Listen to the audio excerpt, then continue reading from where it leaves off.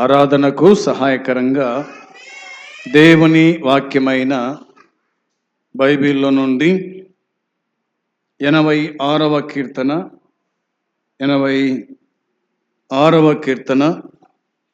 12, 13 వచనాలు చదివి ధ్యానం చేద్దాం.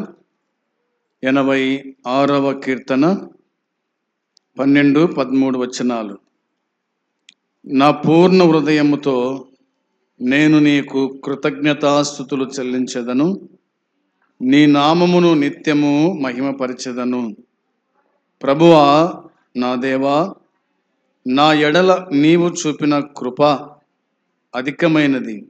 పాతాళపు అగాధము నుండి నా ప్రాణమును తప్పించి ఉన్నావు. ఆరాధనకు సహాయకరంగా 86వ కీర్తన 12, 13 వచనాలు మనము చదువుకొని ఉన్నాం. ఈ 2 వచనాలలో ఆరాధనకు సహాయకరమైన మాటలు మనకు కనిపిస్తాయి. దావీదు అనే ఈ భక్తుడు దేవుణ్ణి ఆరాధించేటువంటి విధానం, దేవుణ్ణి మహిమపరిచేటువంటి విధానం ఇందులో మనము చూడగలుగుతూ ఉన్నాం. నా పూర్ణ హృదయముతో నేను నీకు కృతజ్ఞతాస్తుతులు చెల్లించెదను అని అంటున్నాడు. కృతజ్ఞతాస్తుతులు చెల్లించే వారు ఎలా చెల్లించాలి, ఎలా చెల్లించమని చెప్తున్నాడు దావీదు అంటే పూర్ణ హృదయముతో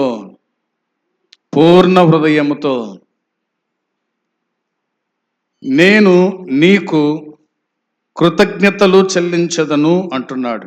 పూర్ణ హృదయముతో, మంచి మనసుతో, మంచి హృదయముతో, ఫ్రెష్గా, అవునా, ఏ లోటు లేకుండా, ఏ ఇతర ఆలోచనలు లేకుండా, ఏ ఇతర తలంపులు లేకుండా ఆయనలో కలిసిపోవడం, ఆయనతో ఉండటం, ఆయనతో జీవించటం, ఆయనని జ్ఞాపకం చేసుకునుట అనే విషయాలు ఇందులో మనకు కనిపిస్తూ ఉన్నాయి. అందును బట్టి తాను చెప్పిన మాట నేను గుర్తు చేస్తూ ఉన్నాను. నా పూర్ణ హృదయముతో నేను నీకు కృతజ్ఞతాస్తుతులు చెల్లించెదను అని అన్నాడు. రెండవదిగా నీ నామమును నిత్యము మహిమపరచెదను అని కూడా అంటూ ఉన్నాడు. నీ నామమును నిత్యము నేను మహిమపరుస్తాను. స్తుతించటం మాత్రమే కాదు కానీ నీ నామాన్ని మహిమపరుస్తాను. దేవుని పిల్లలు దేవుని నామాన్ని మహిమపరిచేవారుగా ఉండాలి.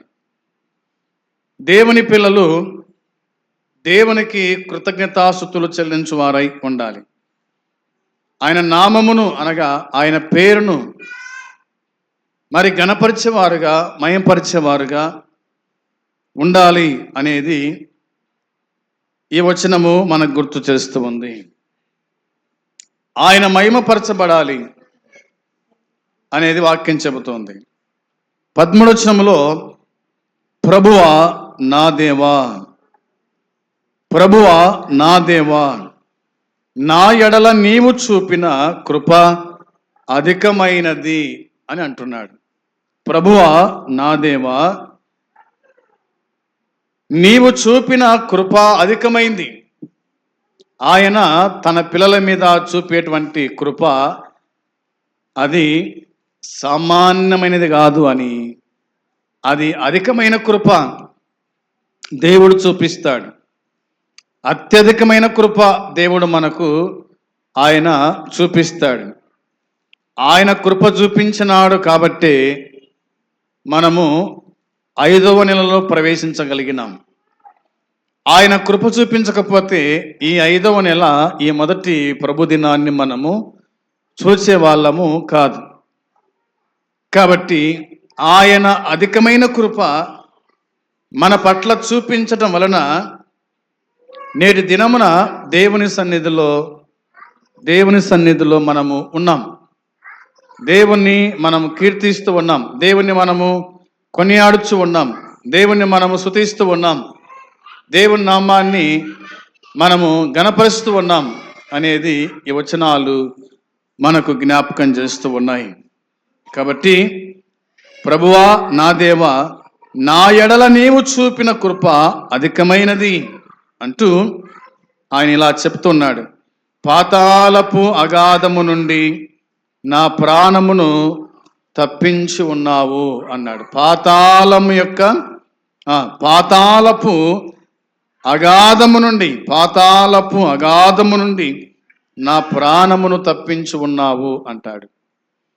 పాతాళమునకు వెళ్ళాల్సిన నన్ను, మరణించాల్సిన నన్ను, అవునా, సమాధి చేయబడవలసిన నన్ను, పాతాళములో బాధపడేటువంటి నన్ను ఆయన ఏం చేశాడంట? నా ప్రాణము తప్పించినావు అంటాడు. దేవుడు మనము చనిపోకుండా, మనము శ్రమ పడకుండా, మనము గోతి చూడకుండా, అనగా పాతాళము చూడకుండా, పాతాళములో మనం బాధపడకుండా దేవుడు ఆయన తప్పించుచున్నాడు అనే మాట కనిపిస్తూ ఉంది. ఆయన తప్పించువాడు, ఆయన విడిపించువాడు, ఆయన కాపాడేటువంటి దేవుడు కూడా అనే విషయము బైబిల్లో మనము చూడగలుగుతాం. ఇలా తప్పించినటువంటి దేవుణ్ణి తాను ఏం చేస్తున్నాడు చూడండి. కీర్తనకారుడు దావీదు అనే భక్తుడు 103వ కీర్తన మొదటి 3 వచనాల్లో, 103వ కీర్తన మొదటి వచనము చదువుకుందాం. నా ప్రాణమా యెహోవాను సన్నతించుము, నా అంతరంగమునున్న సమస్తమా ఆయన పరిశుద్ధ నామమును సన్నతించుము అంటున్నాడు మొదటి వచనములో. కాబట్టి తన ప్రాణమును కాపాడిన దేవుణ్ణి తన ప్రాణంతో చెప్పుకుంటున్నాడు. దేవా, లేదా నా ప్రాణమా యెహోవాను సన్నతించుము. ఎందుకంటే ఈ దినము నా ప్రాణమైన నిన్ను ఆయన తప్పించాడు, కాపాడినాడు. పాతాళం వెళ్ళకుండా ఆయన కాపాడినాడు. కాబట్టి నీవు యెహోవాను సన్నతించుము, నీవు యెహోవాను సన్నతించుము అని అన్నాడు. నా అంతరంగమునున్న సమస్తమా ఆయన పరిశుద్ధ నామమును సన్నతించుము అన్నాడు. నా ప్రాణమా యెహోవాను సన్నతించుము అనేది నా అంతరంగమునున్న సమస్తము గుడక, అనగా అరికాలు మొదలుకొని తల వరకున్న అని చెప్తున్న మాట, ఆయన పరిశుద్ధ నామమును సన్నతించుము అన్నాడు. ఆయన పరిశుద్ధ నామము, ఆయన పేరే పరిశుద్ధం. అవునా? ఆయన పేరే పరిశుద్ధం, ఆయన నామము పరిశుద్ధమైంది. కాబట్టి ఆ పరిశుద్ధ నామమును సన్నతించుము నా ప్రాణమా అని ఆయన చెప్పినట్టుగా మనం చూస్తాం. నిజమే, దేవుడు స్తుతించబడాలి, దేవుడు సన్నతించబడాలి అనే విషయము ఇందులో కనిపిస్తుంది. మొదటి 2 వచనాలు అలాగనే మనకు కనిపిస్తాయి. నా ప్రాణమ యెహోవాను సన్నతించుము, ఆయన చేసిన ఉపకారంలో దేనిని మరువకము అని అన్నాడనమాట. కాబట్టి సన్నతించుము అనే పదం 3 సార్లు రాయబడింది. సన్నతించుము అనే పదం 3 సార్లు రాయబడింది. ఆరాధనలోని సర్వశ్రేష్ఠ భాగాన్ని తెలియజేస్తుంది అన్నమాట రాయబడి ఉంది. యెషయా గ్రంథం 6:3లో, యెషయా గ్రంథము 6వ అధ్యాయము 3వ వచనాన్ని చూడగా, 6వ అధ్యాయం 3వ వచనం చూడగా, వారు సైన్యములకు అధిపతియగు యెహోవా పరిశుద్ధుడు, పరిశుద్ధుడు, పరిశుద్ధుడు, సర్వలోకము ఆయన మహిమతో నిండి ఉన్నది అని వ్రాయబడి ఉంది. సర్వలోకము ఆయన మహిమతో నిండి ఉన్నదని గొప్ప శబ్దంతో గానపతి గానములు చేయుచు ఉండిరి అనే మాట ఉంది. ఎవరు వీళ్ళు? శేరాపులు, అవునా, ఆయనకు పైగా శేరాపులు నిలిచి ఉండిరి. ఒక్కొక్కరికి 6 రెక్కలు ఉండెను. ప్రతివాడు 2 రెక్కలతో తన ముఖమును, రెంటితో తన కాళ్ళను కప్పుకొనుచు, రెంటితో ఎగురుచు ఉండెను. వారు సైన్యములకు అధిపతి యగు యెహోవా పరిశుద్ధుడు, పరిశుద్ధుడు, పరిశుద్ధుడు అని ఆయన మహిమ కదా, సర్వలోకములో ఆయన మహిమతో నిండి ఉంది అని గొప్ప శబ్దంతో వారి దేవుణ్ణి ఆరాధిస్తూ ఉన్నారు అన్నమాట ఇందులో మనము చూస్తూ ఉన్నాం. బైబిల్ చెప్తున్న మాట, ఉపకారము అనే అర్థాన్నిచ్చే పదానికి ఎబ్రీ పదమైన గెమూల, ఏది తగినదో దాన్ని తిరిగి చెల్లించడం అని అర్థమిచ్చేటువంటి మాట ఇందులో మనకు కనిపిస్తుంది. జాగ్రత్తగా మీరు వినాలని జ్ఞాపకం చేస్తూ ఉన్నాను. 28వ కీర్తన 4వ చరణంలో, 28వ కీర్తన 4వ చరణంలో రాయబడిన మాట, వారి క్రియలను బట్టి, వారి దుష్క్రియలను బట్టి వారికి ప్రతీకారము చేయుము. వారు చేసిన పనిని బట్టి వారికి ప్రత్యుపకారము చేయము, వారికి తగిన ప్రతిఫలమిమ్ము అనే మాట కనిపిస్తుంది. ఉపకారము అది ప్రతిఫలం, అవునా. ఎవరికి దేవుడు ఏ ఉపకారం చేశాడో దాన్ని బట్టి దేవుణ్ణి వారు గణపరిచేవారుగా, దేవుణ్ణి వాళ్ళు మయంపరిచేవారుగా ఉండాలని ఈ పదము మనకు జ్ఞాపకం చేస్తూ వస్తూ ఉంది. 94వ కీర్తన 2వ చరణంలో, 94వ కీర్తన 2వ చరణంలో, భూలోక న్యాయాధిపతి లెమ్ము, గర్విష్ఠులకు ప్రతిఫలమిమ్ము అనే మాట మనకు బైబిల్ జ్ఞాపకం చేస్తూ ఉంది. కాబట్టి అర్థం చేసుకుందాము, ఆయన ఆరాధనీయుడు, ఆయన పూజనీయుడు, ఆయన సరిపోయినవాడు అని లేఖనాలు మనకు చెప్తున్నాయి.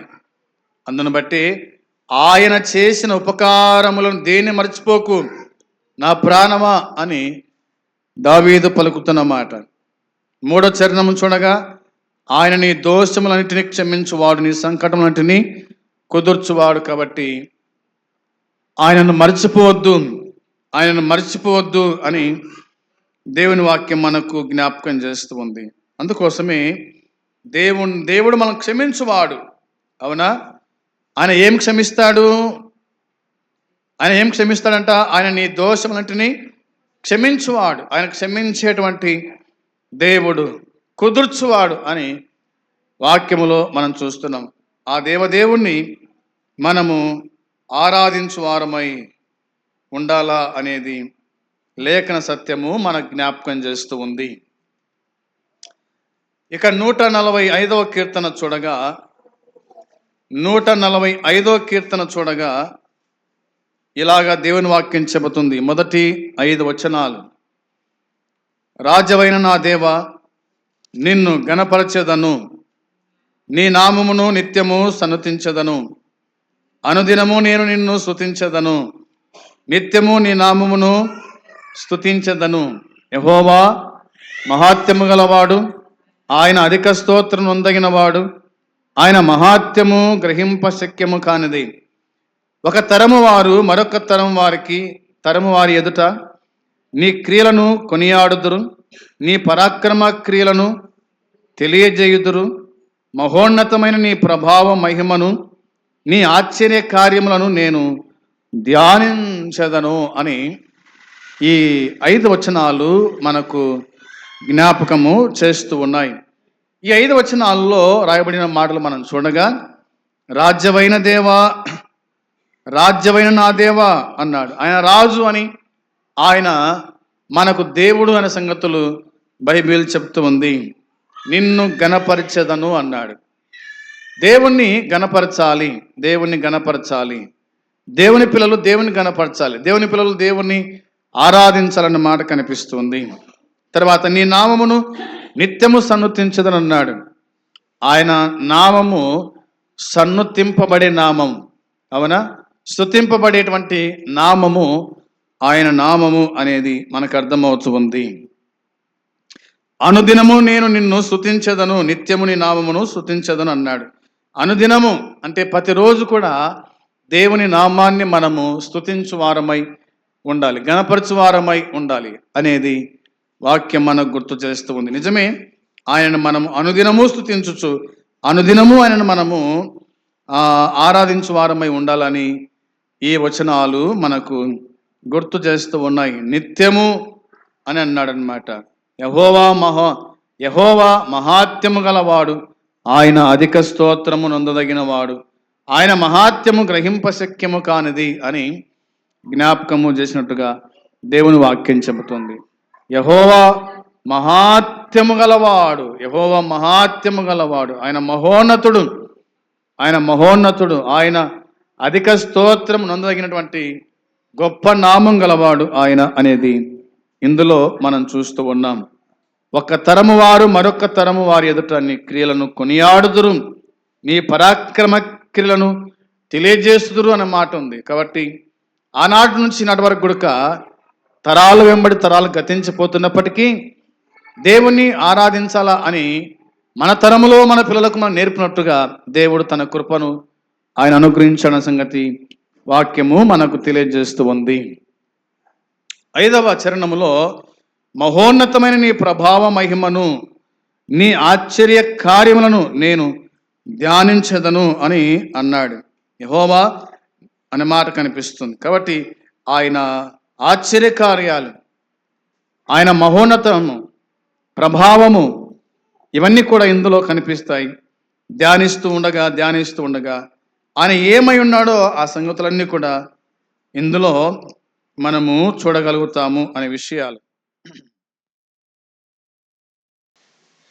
ఈ వచనం రాయబడిన మాట మనం చూస్తే, నీ ఆశ్చర్య కార్యములను నేను ధ్యానించదను అనే మాట మనకు కనిపిస్తుంది. కాబట్టి ఆయన ఆశ్చర్య కార్యం, ఆయన ఆశ్చర్య కార్యాలు ఆయన ఎన్నో ఈ లోకములో చేశాడన్నమాట మనకు కనిపిస్తుంది. కాబట్టి ఆయన ఆరాధించే విధానం ఏమిటంటే పూర్ణ హృదయముతో ఆయనను మనము స్తుతించి ఆరాధించు వారమై ఉండాలని ఈ లేఖనాలు జ్ఞాపకం చేస్తున్నాయి. ఆ విధంగా దేవుణ్ణి మనము పూర్ణ హృదయముతో, పూర్ణాత్మతో, పూర్ణ మనసుతో దేవుణ్ణి ఆరాధన చేస్తూ, ఆయనను గణపరుస్తూ, ఆయనను మహింపరుస్తూ ఆరాధనలో ముందు కొనసాగుదాం. అట్టి కృప దేవుడు మనకు అనుగ్రహించునుగాక. ఆమేన్.